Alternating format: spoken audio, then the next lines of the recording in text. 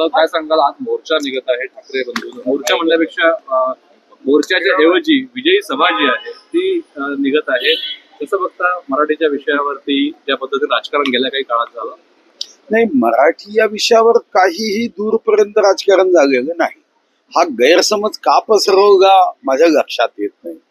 प्रश्न होता की माननीय उद्धवजी मुख्यमंत्री असताना एक समिती नियुक्त करण्यात आली.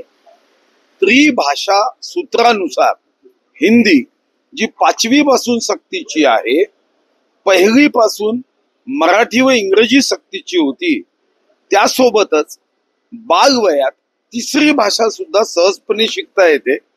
म्हणून माननीय उद्धव साहेबांच्या नियुक्त केलेल्या समितीने शिफारस केली की मराठी इंग्रजी सोबत 1ल्या वर्गापासून हिंदी शिकवली तर ती सहज शिकता येते. त्याच्यात मराठीचा काय संबंध?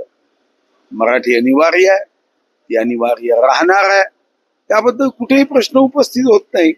पण मला आश्चर्य वाटतं की मराठी माणसाने इंग्रजी शिकणं हे अभिमान, हा पराक्रम, पण मराठी माणसाने हिंदी शिकणं म्हणजे मराठीचा अवमान, हे मात्र अजून मला समजलं नाही.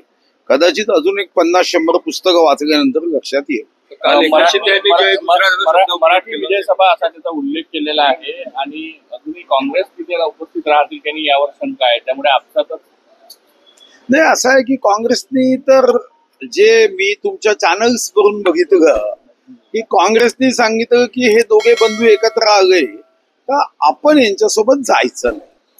त्यामुळे प्रश्न या मुद्द्याचा निवडणुकीत किती फायदा होईल यापेक्षा अशा वातावरणामध्ये कारण नसताना राज्यामध्ये गैरसमज कसे पसरतील हे जास्त मला वाटतं महत्वाचं आहे. एकनाथ शिंदेनी काल अमित शहा जी गृहमंत्री होते, केंद्रीय मंत्री, त्यांच्या दरम्यान जय महाराष्ट्र जय हिंद त्यानंतर जय गुजरात शब्द प्रयोग केला. त्यावरनं आता कुठेतरी वादंग निर्माण झालेला. वादंग करण्याचं कारण काय हो? आम्ही द्राविड उत्कल वंग म्हणतो राष्ट्रगीत म्हणताना, आपण नाही म्हणत का जय? भारत माता की जय म्हणताना काय गुजरातची जय होत नाही, तेलंगणाची जय होत नाही? ही कोणती आपली सुपर ब्रेन आहे समजत नाही. आम्ही काय राष्ट्रगीतात म्हणत नाही. लहानपणी आजही कदाचित विद्यार्थी प्रतिज्ञा घेतात ना, भारत माझा देश आहे, सारे भारतीय माझे बांधव आहे. आम्ही सांगतो राज्यगीतामध्ये दिल्लीचे ही तख्त राखतो महाराष्ट्र माझा. अरे आम्ही सर्व एक आहोत. तो सनी देओलचा एक पिक्चर होता, त्याला जेव्हा सांगितलं गेलं तो म्हणाला हो मी पाकिस्तान जिंदाबाद म्हणतो. कोणाला जिंदाबाद म्हणायला मला अडचण नाहीये, पण तुम्ही माझ्या देशाबद्दल काही गैर शब्दाचा उपयोग केला ते मला सहन होणार नाही. मला वाटतं की जय गुजरात जय उत्तर प्रदेश म्हटल्याने आम्ही छोटे होतो का? जय महाराष्ट्र या शब्दानंतर जय गुजरात म्हणतो का? एवढे संकुचित लोक मी नाही बघितले.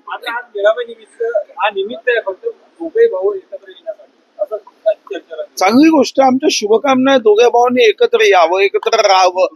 आवश्यक असेल दोन पक्षाचा एक पक्ष करावं. भाऊ आपण 30 शासकीय विधेयक मांडले, तिकडे पाहत आहे येत आहे मी 30 अशासकीय विधेयक आपण मांडलेले आहे आपल्या आयुधांचा वापर करत. काय सांगा? नाही, शेवटी विधान भवन हे त्याचं नाव आहे. विधान भवनामध्ये कायदेविषयक चर्चा झाल्या पाहिजे, मंथन झालं पाहिजे.